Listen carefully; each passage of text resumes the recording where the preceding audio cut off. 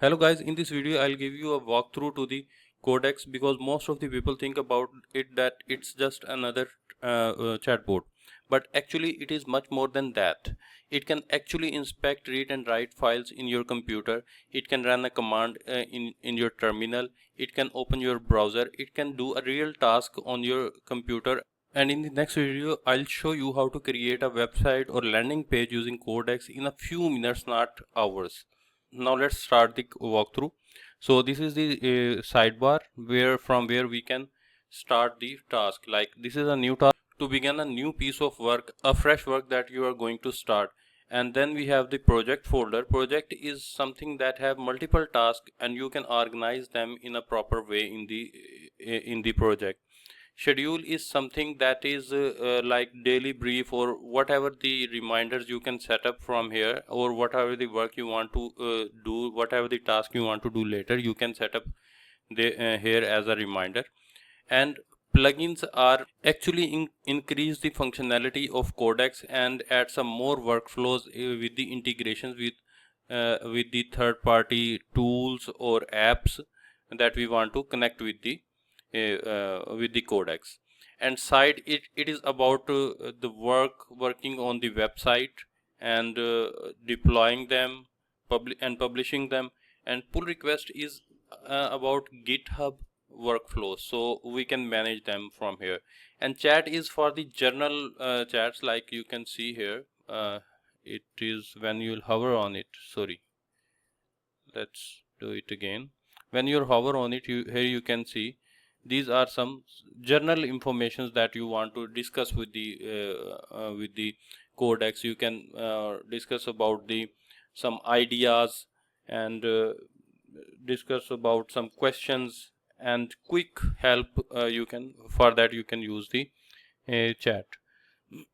After that, when you click on it, we have some more options from here. You can see that here is some permissions. You can change them from here. I'll discuss about it later. First we'll discuss about these models. Models is the brain of Codex. Codex is just something that will deploy, and the development you can see a development tool or environment. But behind the scene, what is the actually working is the brain. So brain is the LLM models. Like right now the latest model of chat gpt, that is 5.6 Sol. So it has further two tiers. Like here we can go and here we can see the 5.6 Sol, and then 5.6 Terra, and then 5.6 Luna.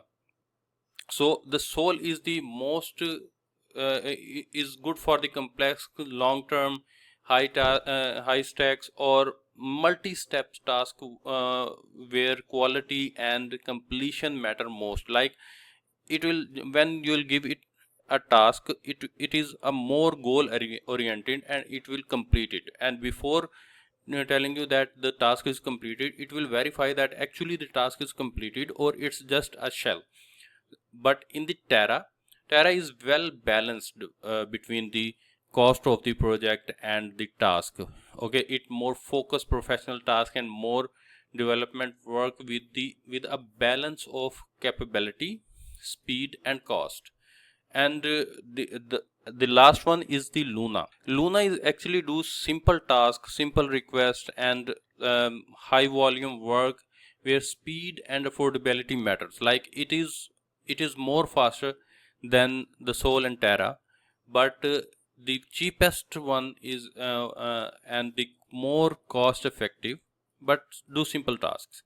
So this is the thing. So when you'll select the model that you want to use, after that you can go for the effectiveness, that you can want to use medium, high, light, high, extra high, ultra. So if you'll go from here down, your tokens consumption will keep on increasing, and it will become more costly for you. So I will recommend to go for the standard. So that is good for doing the task that you want. Even it can create a software as well. but for the SaaS maybe you should go for a little bit higher level tier. Otherwise it is good. Even if you are going for the simple work, you can go for the 5.3, 5.4 mini and 5.4 or 5.5 as well. 5.5 is very good. Like a few days ago when the 5.6 Soul was not launched, everybody was using 5.5, and I also personally used it, and this is very good. You can go with it. You can go for the complex tasks as well, but for the more efficient work you can go now because it is available, so you should go with 5.6 Soul. So but let me tell you, I personally use these three models practically, like on some development software, but I find that my tasks were done with 5.6 Soul even cheaper, because 5.6 is taking more cycles for completing the task. Its output tokens were so many, much more than the Soul 5.6 Soul output tokens. So the completion of when the job is completed, then I understand that the 5.6 Soul completed the jobs in less output, in less outputs and less cycles of prompts. So that's why 5.6 Soul was cheaper for me for that job instead of 5.6 Terra. So this is my practical experience that I shared with you guys. So, and now we have some more options in it, like, okay, let's go for the permissions first. Here we have the ask the for permission. This is the default option, like whenever you will start a job, this will be open, this will be active by default, and it will keep on asking for every new task when he will start, when he will before reading a file he will get permission from you, before editing a file he will get permission from you, and before creating a file again he will get permission for you for accessing the internet, for accessing the browser and opening the browser. It will keep on asking you permissions again and again, again and again, again and again. Instead of that, the approve for me, this is a better option, like this is safe as well. So for the critical task when he will going to do, for the safety reasons, he will ask you for the permissions. Otherwise regular permissions he will keep on doing on its own. Let's suppose you give him permission once in the whole project that you can, yes, you can access the browser, then he will not ask you again for that, just like ask for the approval. In this option he will ask you every time, but in this time, in this permission he will ask you once, and later whenever he need to open the browser and read the file, edit the file, he will do that on its own. He will not ask you for the permission. Let's suppose he is going to delete something or trash something. In that case, because that is something that will harm your website or your development environment, so in that case he will ask you a special permission. Otherwise he'll keep on doing. And last one is the full access. Full access means when you give it a full access, then he will never ask you for any permission. Like, you can just give him a prompt and you can go to your bed and you can sleep for 5 or 6 hours, and he will keep on working. He will not stop, because he don't need you any permission from you. He have full access and he can he will just complete the job and done. But this access is actually harmful, because it will just delete files to organize the things, and in that case your important files are also, there is possibility that will be you will lose them. So I will not recommend to go for the full access, so better to go for approve for me.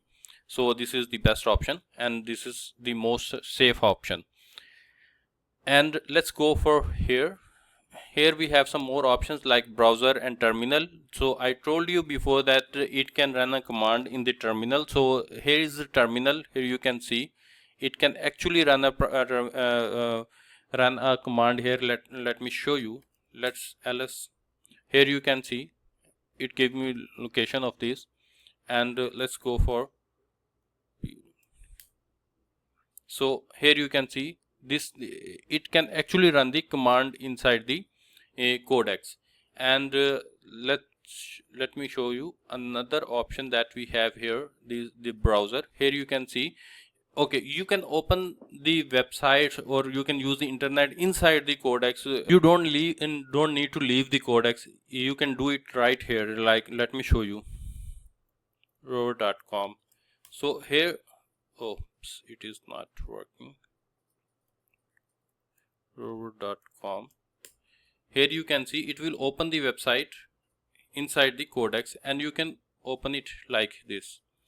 And if you want to even more, you can close this as well. Here you can see this is the full website is opening here, you can see. So let me show you another, like I can go with okay, yeah, we have the option to open another tab as well. I'll go here and I'll open it. You can open the terminal in the next tab, or you can open the browser as well.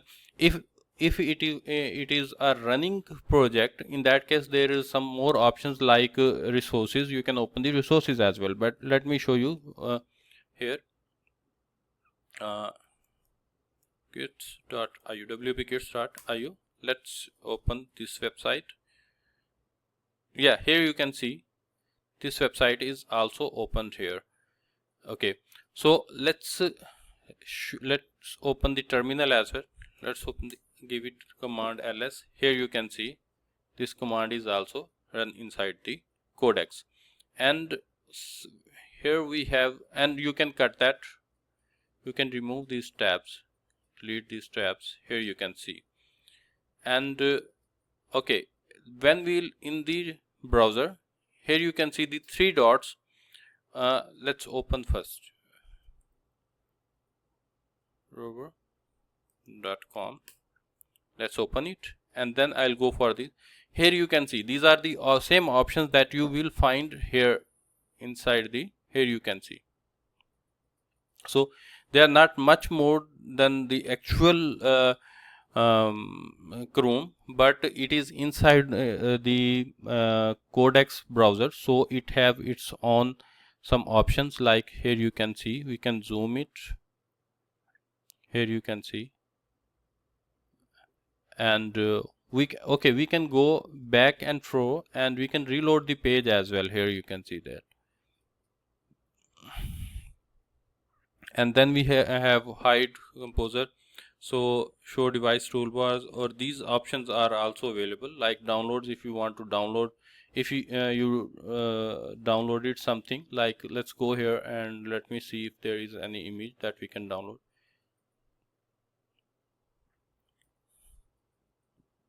Let's open it and save.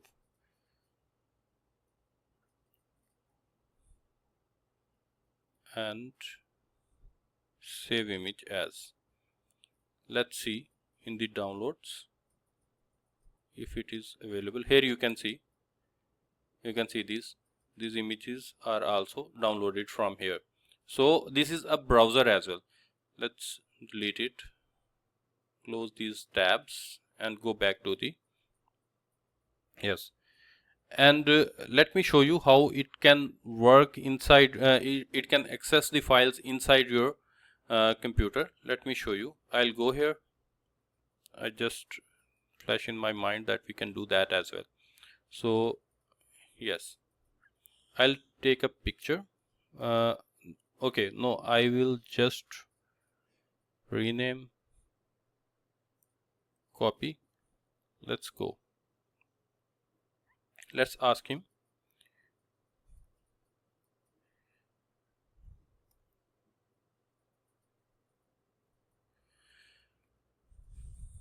Access this file in my computer, and that this file is available in E drive. So that just access it and let me know what is inside the file.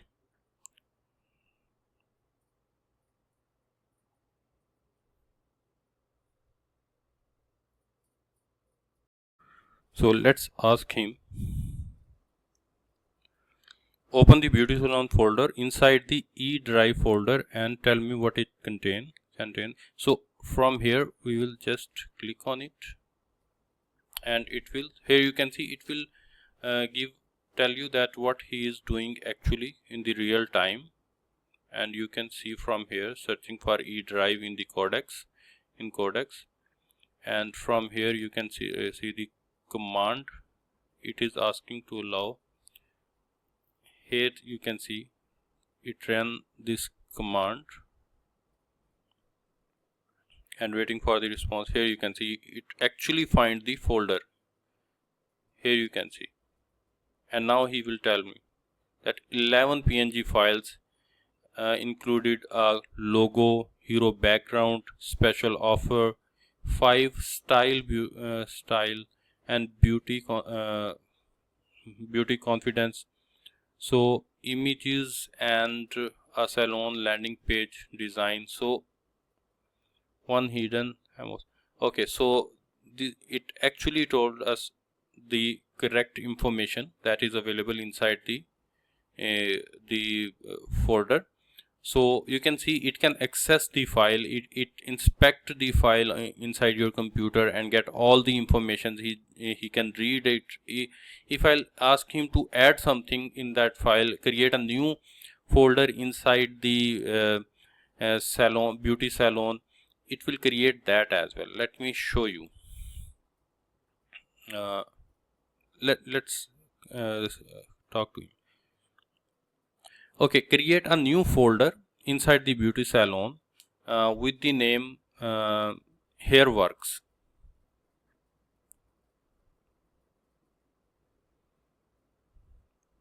Let's see. So I will create it is telling us here, you can see created, the folder is created. Let's see, verify it in the beauty salon. Here you can see the folder is created. That's good, you can see that. I hope you like this walkthrough, and thank you very much.